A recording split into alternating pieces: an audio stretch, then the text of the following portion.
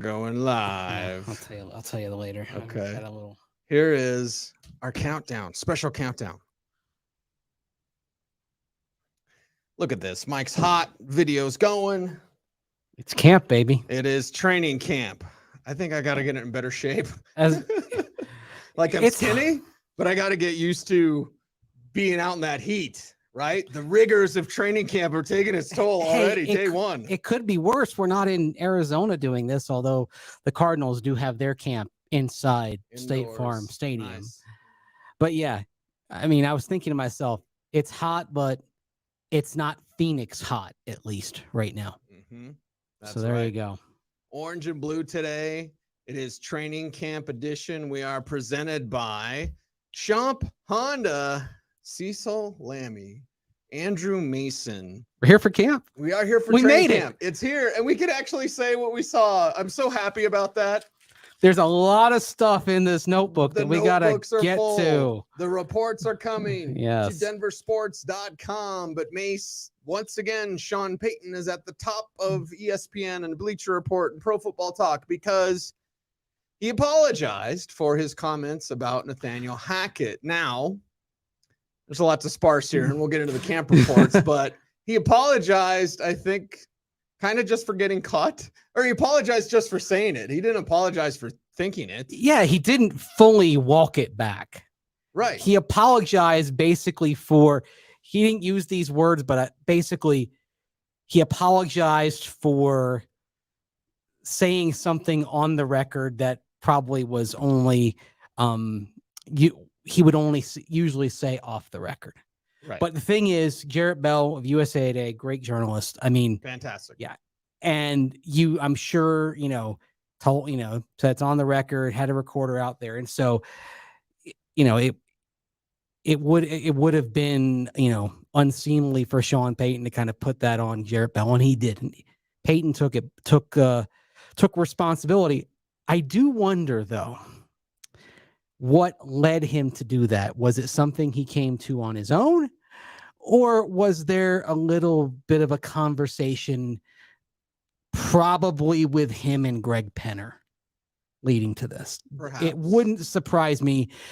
And Greg Penner mentioned when he met the media Wednesday that he likes to give employees a lot of, freedom. You trust them to do their jobs, right? Yes. Yeah, delegate. And they know the tasks, the specific tasks better than the person at the top of the organizational flow chart. So you hired them to do a job, you trust them to do it, right? But sometimes you have to come in and say, that wasn't what we're trying to do here. I mean, I actually pointed out this morning on with stinking Mike Evans. I remember last year Rob Walton, and I think Greg Penner and Kerry Walton Penner both said this as well at other times, but Rob Walton talking about how he wanted this organization to be the best one to play for, cheer for, and work for. Right. And when a prominent employee goes public and throws some missiles at the team president, at the GM, at the PR staff. I mean, these are positions / departments he specifically noted in his responses to Jarrett Bell's questions. That's something that's not going to go over very well. Right. And it doesn't certainly fit with what it seems like Greg Penner and the Walton Parent Group are trying to build organizationally. It's the type of organization they want to build. I like that thought, but there's part of me, Andrew Mason, that cannot put the tinfoil hat away. So can I tell you what my tinfoil hat conspiracy theory is? Yeah. You should bring a tinfoil hat. Get some aluminum, make yourself a hat. Paper. Yeah, some Reynolds wrap. Yeah. And then make the hat of it. I think this was all planned. I think it was all planned by Sean Payton, and not to steal a line from Peter Schrager, Good Morning Football, friend of the show. But, he had tweeted yesterday, I retweeted it, about how everything Payton does is intentional. And note the words that he chose. He didn't say, I'm sorry. Hey, Hackett's a great guy. And, I was too hard on his coaching. It was, lots of stuff goes on. It's tough being a head coach. He didn't say any of that. He didn't apologize for the sentiments. No, and look, and no. and I would say this, it's okay to feel that way. Yes. Okay. Because everyone felt that way. And it's even okay to maybe to discuss these things with the employees in private, right? Mm-hmm. Yes. It was going on the record publicly. That's what took it to another level. So did he do this on purpose? I like your idea of Greg Penner stepping in and being like, let's do things differently our way, our Walton Penner group way. Mm-hmm. But my thinking is now he went to the players as he did and said, don't do what I just did. So he can kind of fall on his own sword to give an example, because now with training camp back is the time where more players could talk to us media, and it would be, how is it different from last year? And then somebody, Jerry Jeudy or somebody says, man, last year was so terrible. Now Payton has cut that in the bud. And he kind of it in the bud. And he kind of framed it that way when he talked about it today. Because he did say he talked with the team. He did it on purpose, everybody. I don't know. I don't know if he did it on purpose to that degree. I think it's more likely it was just having a conversation with a journalist that he's known a long time. I think good man. Jared Great Bell. journalist. I think the Pro Football Hall of Fame has honored him, and he's terrific. And he's known Jarrett Bell since he was an assistant coach. So I think it was more, you're in an environment with somebody familiar and you're just kind of riffing, and then you get going. Yeah. I think sometimes, even though a lot of what Sean Payton does is intentional, some things appear to me to be more of an accident, but it's the Bob Ross happy accident for him, because he turns it into a teachable moment for his players, because he can get up there and say, look, we need to be careful about what we put out there. And hey, I screwed up. And that also plays into DJ Jones commenting yesterday about how Sean Payton's a player's coach, right? In this case, he'll cop to a mistake that he made. Again, he did. Those sentiments probably reflect exactly how he feels. 1,000%. And I don't think it's unfair to feel that way. What I think is he just didn't need to make it public. That's the thing. Mm-hmm. I mean, maybe the story got a little too big than what he thought it would be or something. I don't know, but he has to. But the thing is, and he said he was kind of in Fox Sports mode. I mean, that's a nice excuse, Coach. Yeah. I'm going to use that next time I mess up on the air. I was in Fox Sports mode. Fox analyst. Yeah. Did you say Fork Spots? Fox Spots mode. Fox Sports, Fork I Spots. did call them fake ESPN. This is how dumb I am. One time behind the scenes, I was wouldn't be the first time something of Fox has been called fake. Exactly. Wouldn't be the first time that I said something dumb too. I was talking to Stink off air, and I was like, yeah, fake ESPN. It was like, hey, I'm leaving ESPN to go to Fox. I was like, oh, never mind. Congrats. So, well, love you, Schlereth. But either way, he's kind of in a different spot because he's a game analyst. It seems like what you're talking about when you talk about like FS1 and the stuff that kind of drives people crazy, that's on a different, that type of stuff. That's on a different planet than what they actually do producing game broadcasts. Right, which is fantastic. Yeah. And Stink obviously is fantastic as well. Let's get into training camp. Okay. And I said it on Stokely and Zach. You and I have commented briefly on this, but we haven't shared our notes yet.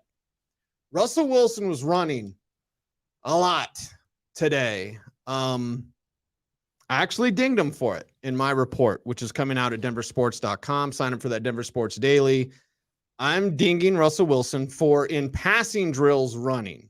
In team drills, when he ran, and he did run, that's not as much of a sin, if you will. But if it's a 7-on-7 drill and you're taking off to run, I made the same note about Jarrett Stidham. I made the same note about Ben DiNucci. If it's a passing drill, you better pass. And I don't care if you throw a pick, and he did. We'll get to Caden Stern's play of the day.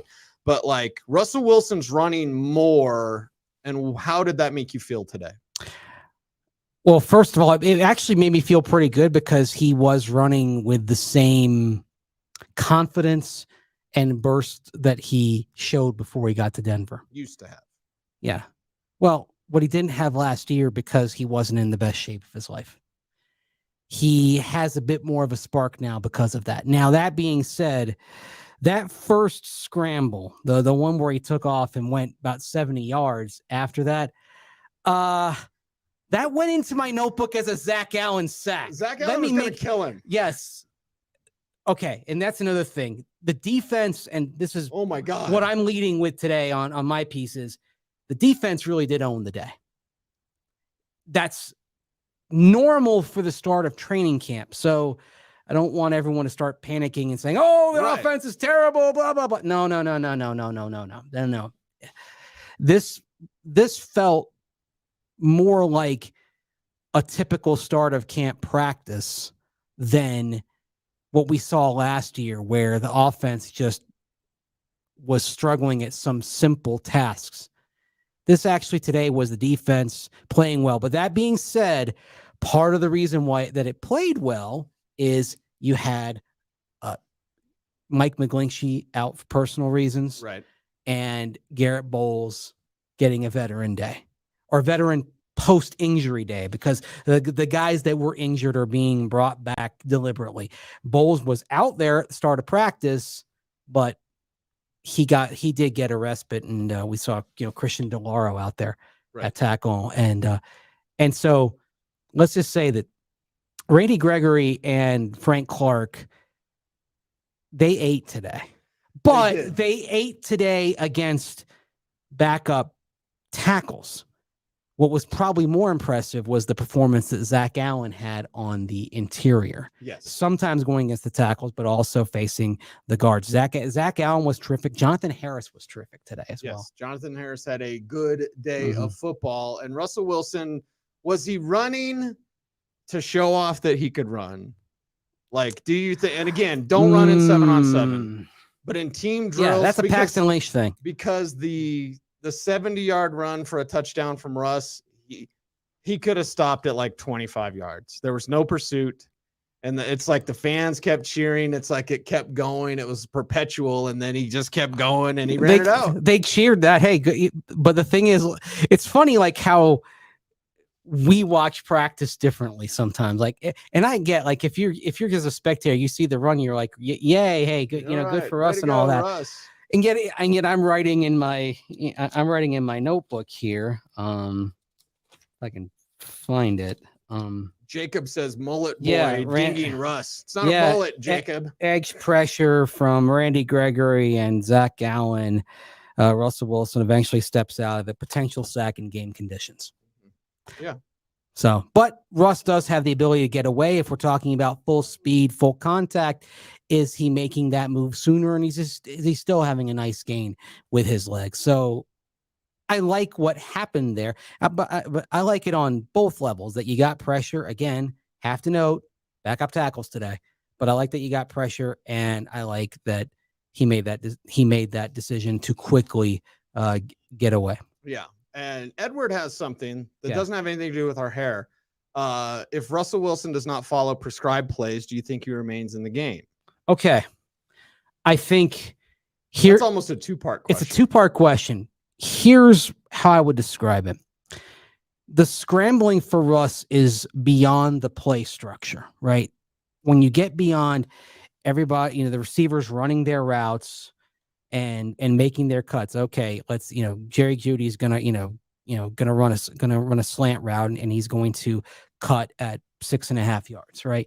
You get past that, everyone doing things as designed, and then it becomes off structure, and that's where you see receivers breaking off their routes. That's where you see Russ. And I like when Russ can do that, because that's where he can excel after the play is exhausted. But the thing is, I think something that we saw last year is the play structure had so many layers to it, right? If you're going through your progressions, you're getting to your fifth option basically. If you have a play structure that's going to go 1, 2, 3, and then beyond the structure, that suits Russell Wilson better, I think. Very much so. And if he can get through that 1, 2, 3, and then get beyond, that's okay. if as long as he gets through that and he's not passing up an open receiver, if he's passing up somebody who's open to try to break things off and go into improv beyond structure mode, that's a concern. That's what you don't want to see. But I think one thing that we have seen from Sean Payton's offense, watching OTAs and minicamp, is I believe we're going to see Russ have the opportunity to get into beyond structure mode more quickly than he did in Nathaniel Hackett's offense, in part because Sean Payton, when he starts working the rhythm and timing, we saw it with Drew Brees all those years. It's quick. If you're reading it, you've got an open receiver. We're talking about the ball out within 2.5 seconds. Right. And you see with Sean Payton, something that we can finally say, Mace. Yeah.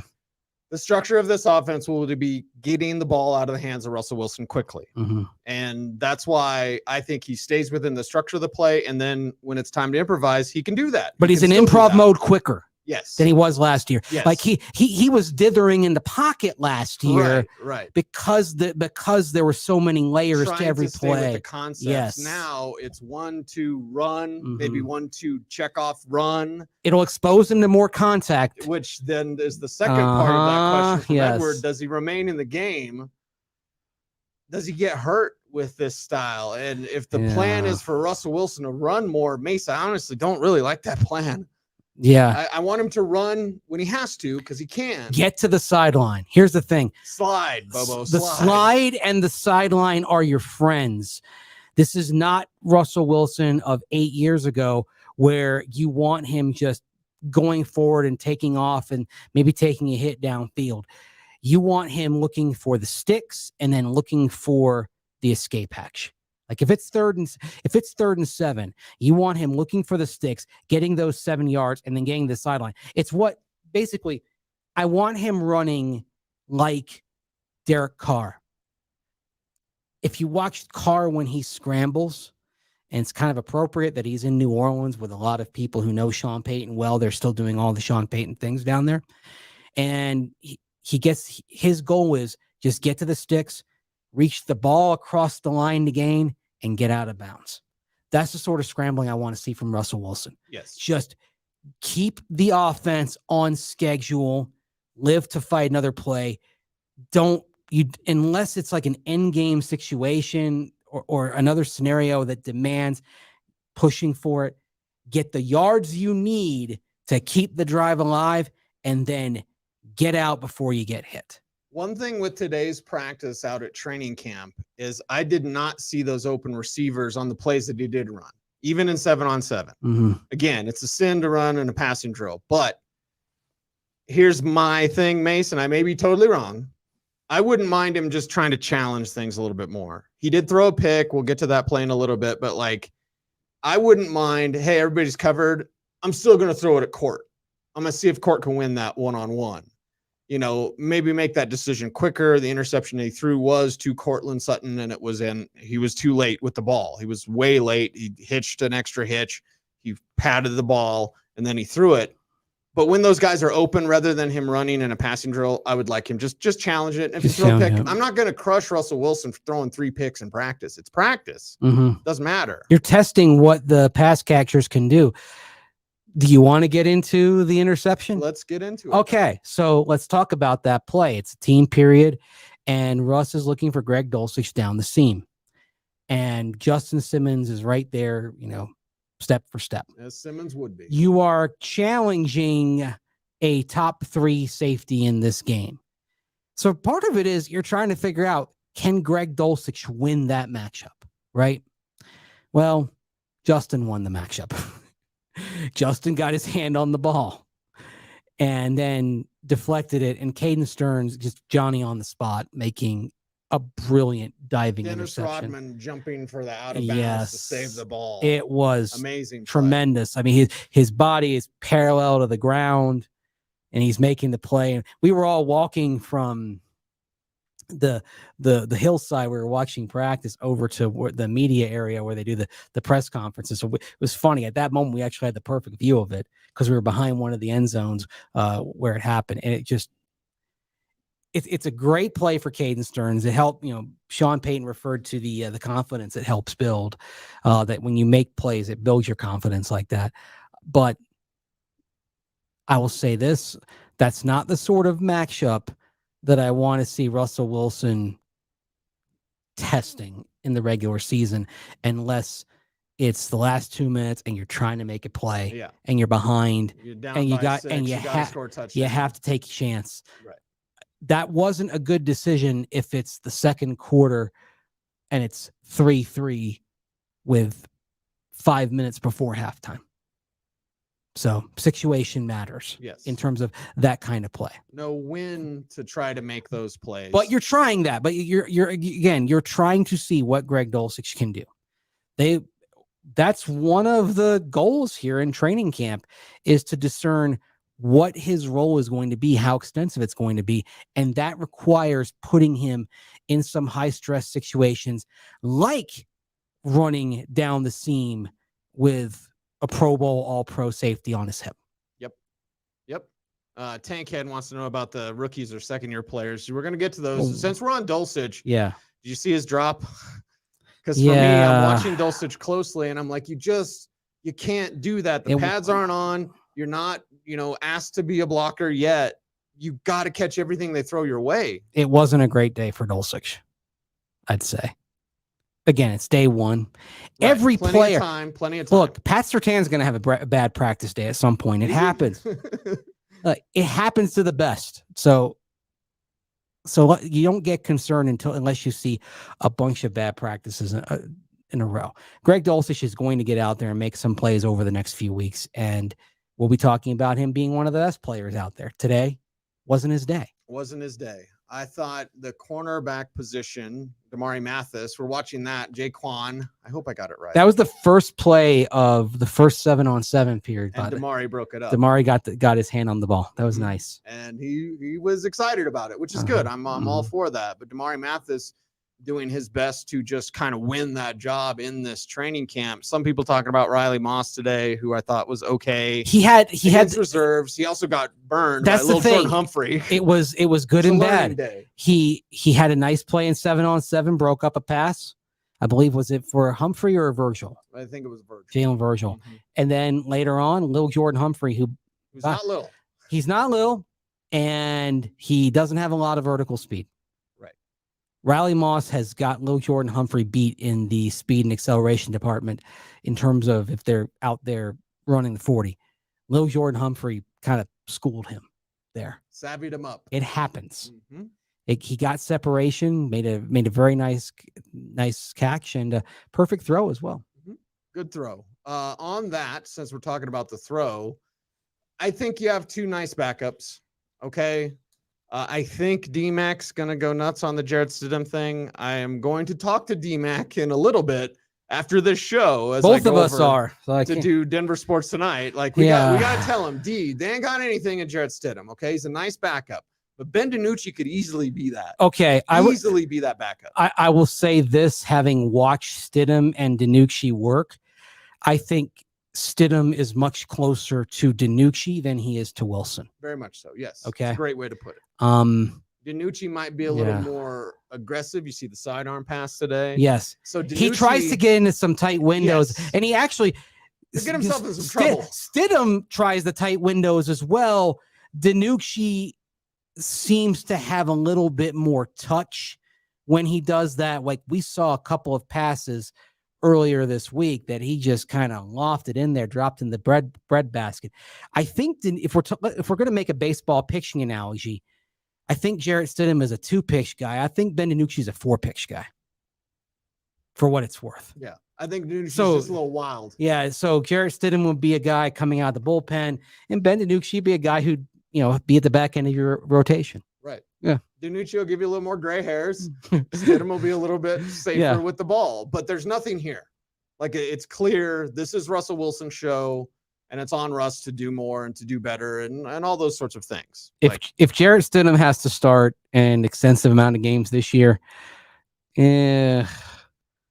Problemas. I think you can clear your schedule in mid-January. Yeah. At least when it comes to Broncos football. Yeah, I believe that's so. the I'm case. sorry, but that's the impression that I get watching him, and also watching the body of work on Jarrett Stidham going all the way back to when he was at Auburn. Yeah.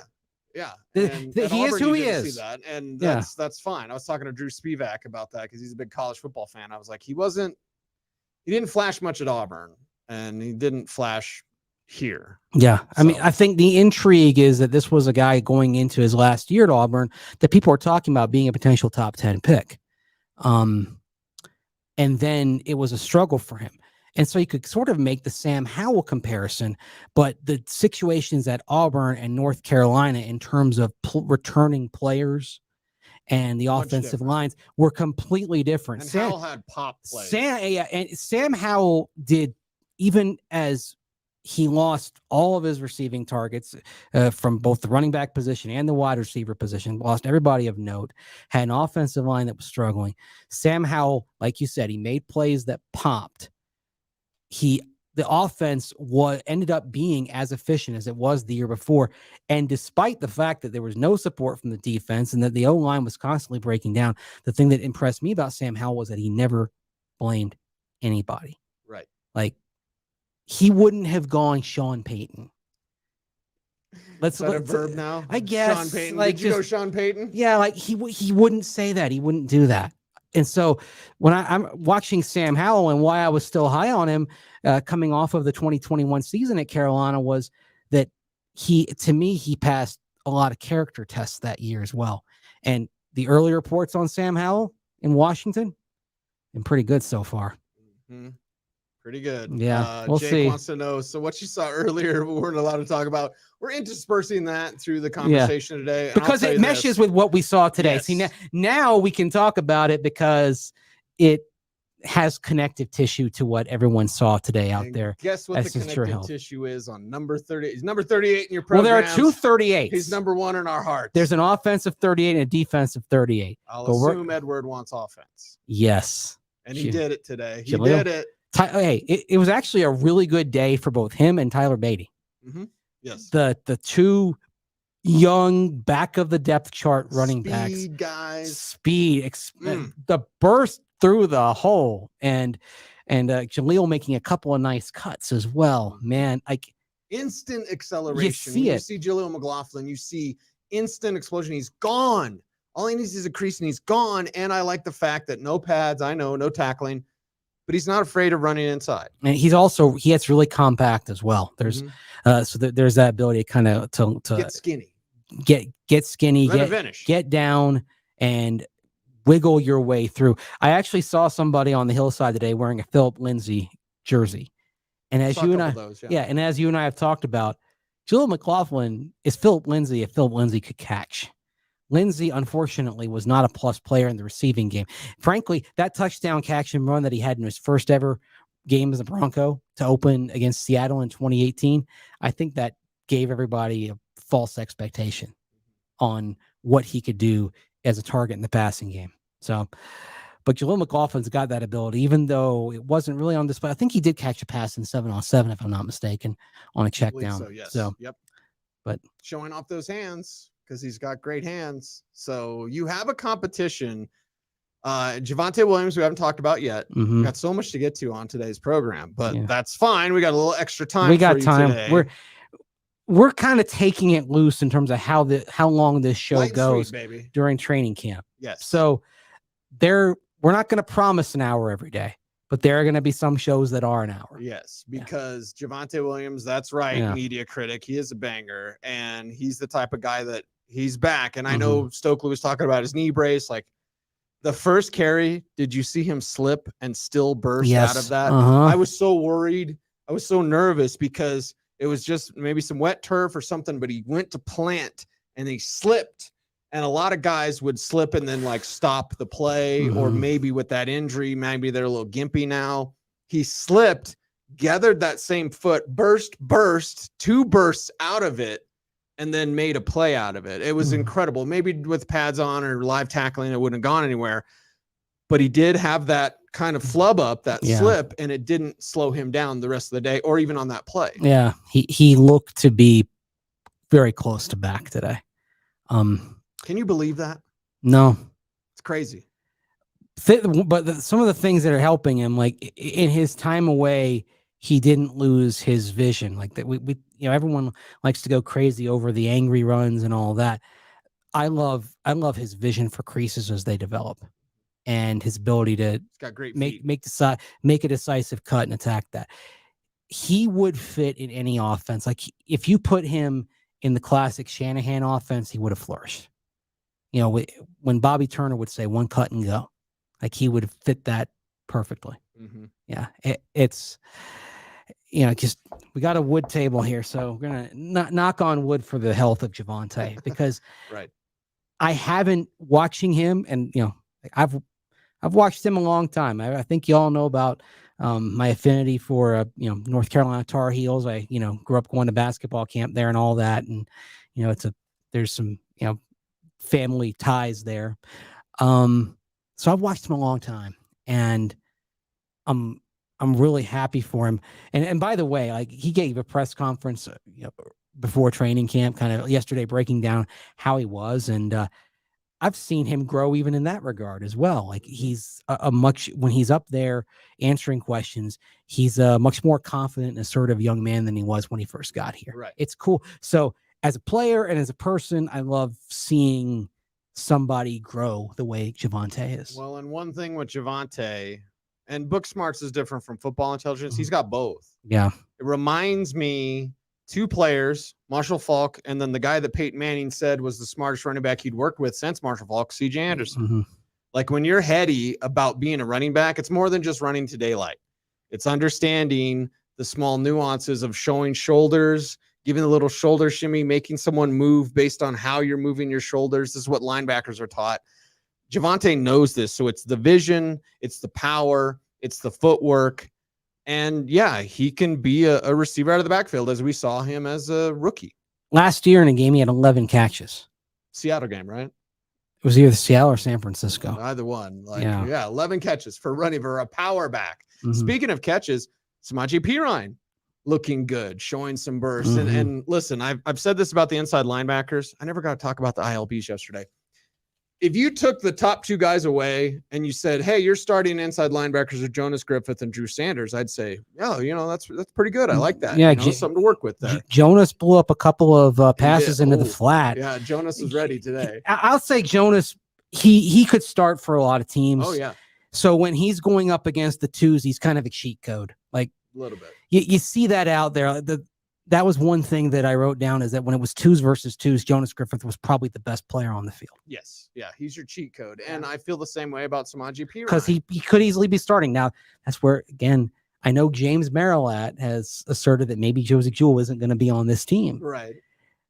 Jonas Griffith would be part of the reason why, along with Drew Sanders. Yeah, you'd feel confident about what you have at ILB. I would feel confident if Samaje Perine was the starter. If we lived in the world where Javonte was a normal person and recovered normally and maybe wasn't quite ready for week one, you'd be more than happy. If you didn't know the starter at the running back position and you just saw 25 out there running the rock, you'd think that guy's pretty good. Yeah, he's got some burst as well to him. And and that's they brought him in specifically because if Javonte wasn't back, they knew they could ride him for a little bit because he doesn't do any one thing exceptionally well, but he doesn't have a hole in his game. It's, it's not like you say, oh, well, this guy can't block, right? Every facet of Samaje Perine's game is pretty good. He's not he's not as explosive as some of the others. He doesn't have the same burst. His vision isn't as good as Javonte's, but there's nothing you look at. Like you'd say on the report card, you'd say, everything's at least a B, right? Mm-hmm. He's a B back. Yeah. But, you look at some backs, if you're a back who can't block, then all of a sudden you're sitting there with a D or a D minus in that area. There's nothing like that for Samaje Perine. Right. So you saw that. You saw Tim Patrick do a little bit more than I thought he would today. Yeah. Yeah. I mean, in general, the passing game for the most part didn't distinguish itself.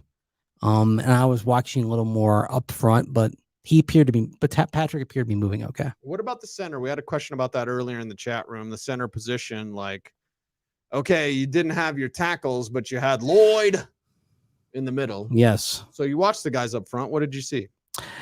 I think this particular partnership with Ben Powers now being another mauler flanking Lloyd Cushenberry along with Quinn Miners, I think the Broncos might have happened into something that could really work as far as Cush. He's still obviously smaller, but he's not that anyone's dumb, but Lloyd is the brains of the operation up front.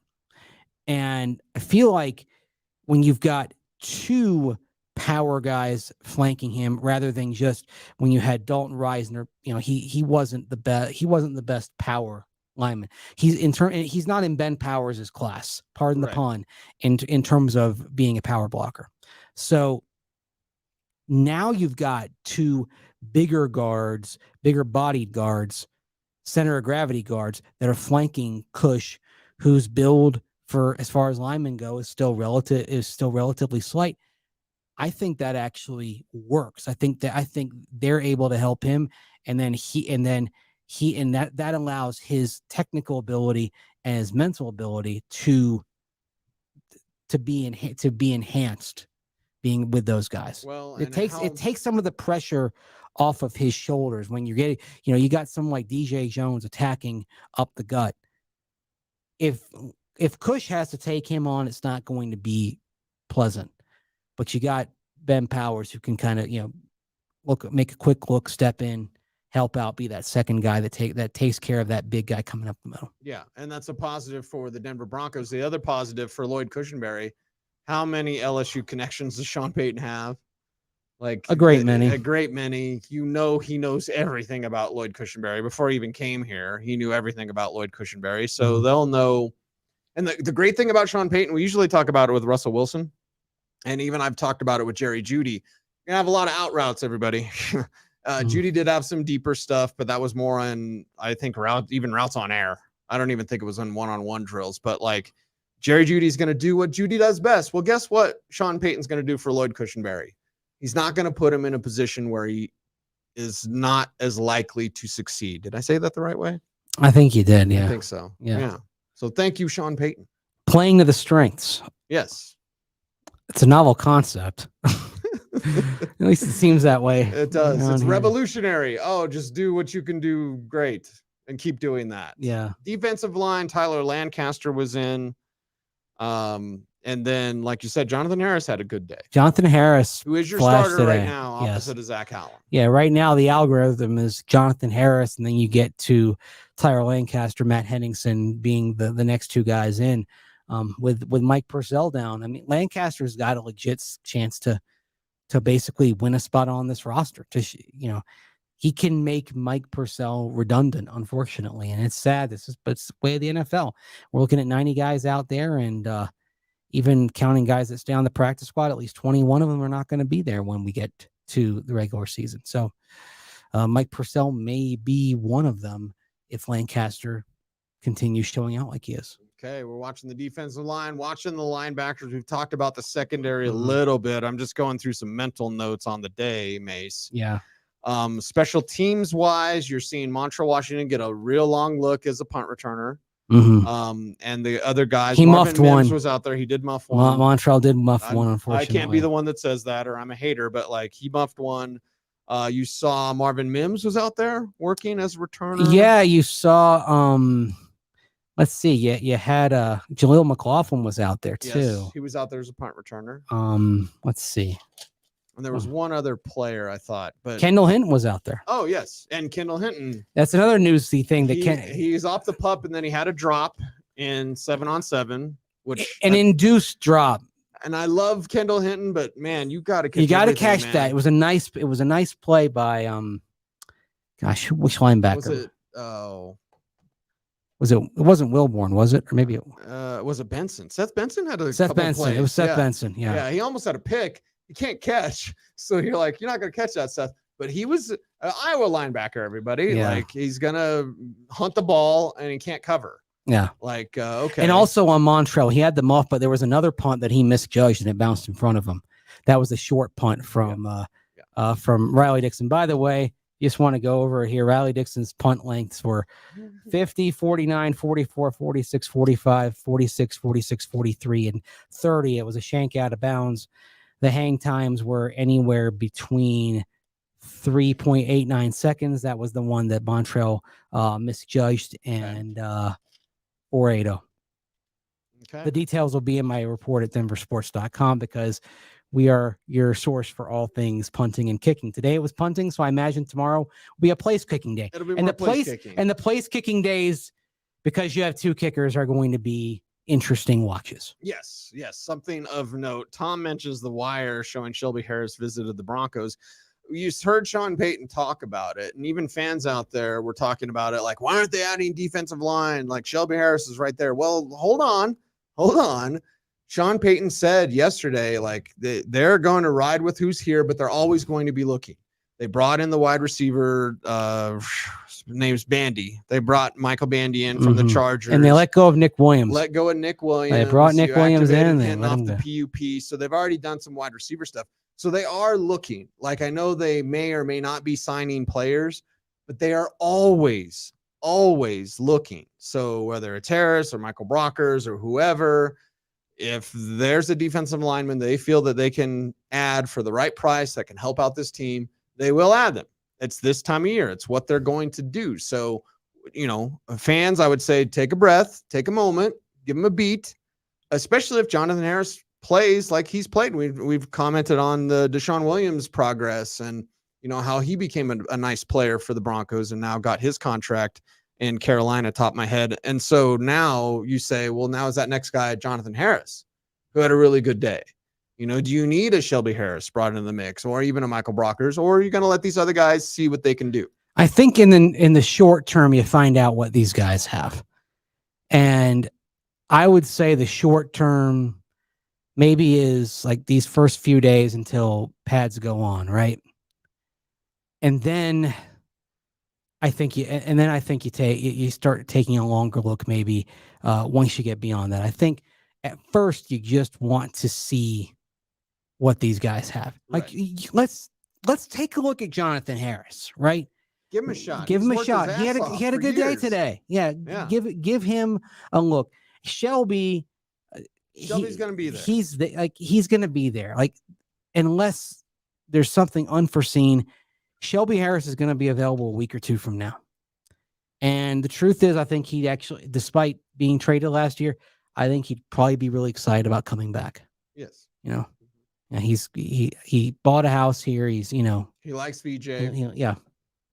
I think Shelby would be pretty keen on it. And I think it would probably be his first choice to come back if he's getting back in. We need to start checking the wire. Is Dalton Reisner visiting anybody?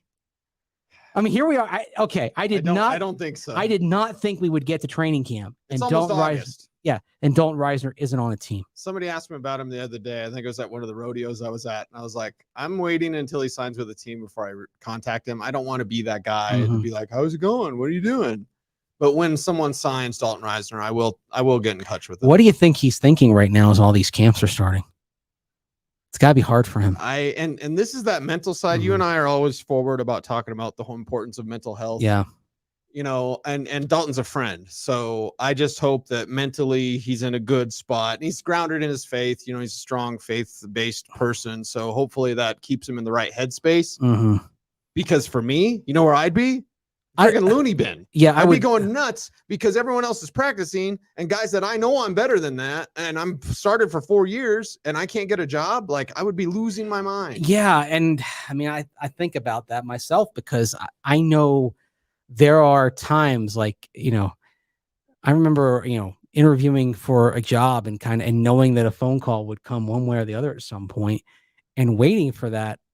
And I did get the job, by the way. It was actually the job I got in Carolina. But man, waiting for that it drove me crazy. I'll admit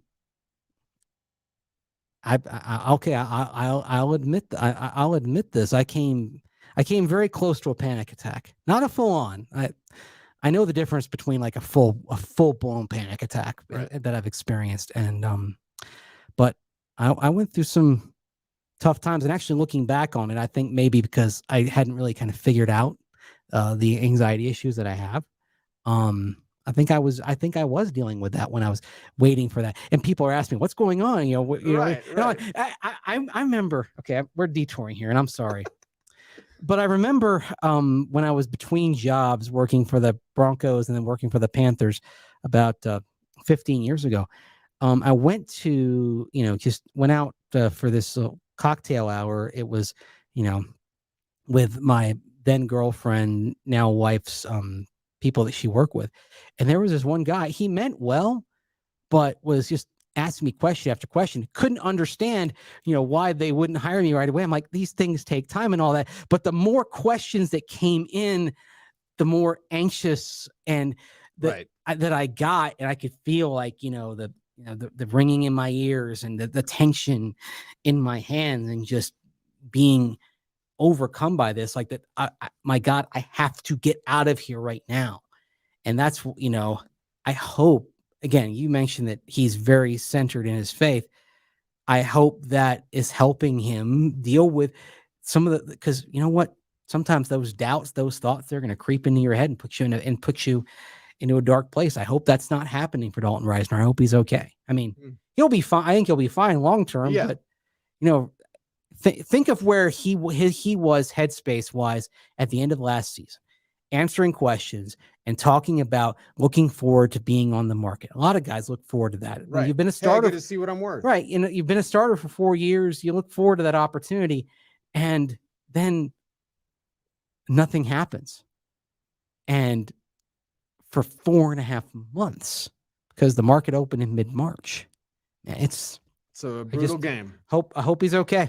It's a brutal game, y'all. It's a brutal comment section about my hair, but also Ramon. Well, the contrast is there because I went and got my pre-camp you got your 420 trim. cut. Yeah, that's his appointment was at 420. Everyone, calm down. But Ramon, I think Ramon's half right here. Yeah, Russell Wilson is a consummate pro, an elite quarterback. No, he's not, and I don't think it's garbage. We're at practice every day, so I can't remember when we said Russ. He's trying to get back to the elite. Yes, I wouldn't say he's not elite today. Right now, he's not. As we sit here on July 28th, he is not an elite quarterback. I put it last night on DST. I said, if you said top 15, I'd agree with you. If you said top 10, I would disagree with you. I think Madden had him tied. In there. Madden had him tied for 17th. A little low. A little low, but it's right there in the ballpark of where he should be. I thought mid to lower teens is where he was, again, based on last year. You are that until you prove otherwise, right? You are what your lecture says you are, and it is what you've done lately. What he did lately was not a passable standard. I mean, if we go through the court, we're probably being generous by saying he's in the mid-teens if we base it on last year. But body of work does matter. Yes. And circumstances do matter. The question that I think is going to end up defining this season potentially is if Russell Wilson does settle as a mid-tier quarterback, if you're ranking the quarterback somewhere between 14 and 18, is that enough to justify keeping him and making that 2025 salary guaranteed? Because it is not just him being a mid-tier quarterback or 14 to 18, whatever. It's about the inevitable decline, as I learned how to speak English and say inevitable. It's about the decline that is coming. Father Time's undefeated. So you can love Russell Wilson. He's the greatest ever. Okay, fine. That's your opinion. Great. Awesome. Russell Wilson is a really good man. We also know that Father Time is undefeated. So he's 14 to 18 this year. Well, next year, is he 20? Year after that, is he 26? Where's the decline? How fast will it come? How much is he running? Mm-hmm. There's our full circle. There's our callback. Every day callback. I also wanted to ask you, did you ever watch Being a Menace in South Central while drinking your juice in the hood? You ever watch that? Because we have a bunch of references that are the similar. I wouldn't. So if I quote it, you wouldn't know I was quoting. No, I wouldn't. Because I was going to do the. But you can quote it anyway. Do we have a problem? That's good. Do we have a problem with Russell Wilson running this much? Well, we're fixing to find out. and like we said, if he gets hurt and he misses an extended amount of time, you're in trouble. It's over. The hopes of this team being a playoff team revolve around Russell Wilson getting back to another level, to a higher level. Now, it's possible that Sean Payton could maximize Jarrett Stidham. I just don't think the maximization is going to be great. I don't think we're talking about him stepping in and doing what Jameis Winston did a couple of years back when Payton had him in New Orleans. I mean, frankly, Winston was incredible. Yeah. Under Payton. I mean, if I'm being honest here, and I hate saying that. Right. I always, because there are times you're not honest. No, that implies that I'm not honest sometimes. Yes, no, yes. But it's not like when Mike Shanahan would say, to be honest with you, and he's going to tell a lie. And then he'd say, to be perfectly honest with you, and you knew it was a whopper. Yes. Yeah. Here comes the whopper. So it's not like that, but I really did think that Jameis Winston would have made a heck of a lot of sense as the backup this year. I could make the argument that Winston would be better than Wilson. But that therein may make that argument. Lie the reason why Jameis Winston is not here. Because he makes a couple of nice throws. He's got the background with Sean Payton. All of a sudden, you've got a quarterback controversy. Right. But they don't need. But I believe in the concept of every position, starter, backup, being as good as possible. It's why I thought the Broncos were insane to not claim Baker Mayfield last year when Carolina waived him. Like, okay, what? You're worried about Russ's ego, whatever? No. You had a chance to make your backup quarterback position better right then and there. As it turned out, you needed it. You might have beaten Kansas City if it's Baker Mayfield coming off the bench and not Brett Rippon, right? Right. Because, Rippon had the touchdown when, after Russ had scrambled to the goal line. And then after that, it was nothing. Done. Yeah. So right. It was that brilliant comeback ended with a thud. I mean, what? That's the kind of meaningless win that would have really helped morale. Yep. And if they had a better backup quarterback last year, all respect to Brett Rippon, I think they might have taken that game against Kansas City. Orange and blue today. We are presented by Champ Honda. Is that a wrap for today's show? Got about 52 minutes in. I think so. So. Are we good? Did we get everything out? I got a writing to do. That's the thing. we got to write some stuff here, but yeah. I think we got. I mean, the fact that we even got to the hang times for Riley Dixon today. That's a good day. I think we played all the hits today. We talked about the D line. We talked about the O line. I would describe the day for the receivers, except for little Jordan Humphrey, as kind of nondescript. Yeah, I think we're good. I think we call the ball here. Okay. Roger Maverick has the ball.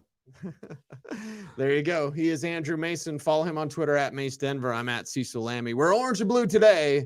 And thank you as always to Champ Honda. Until next time, be safe, be kind, know that you're appreciated. Stay tuned. And would you always please stay frosty,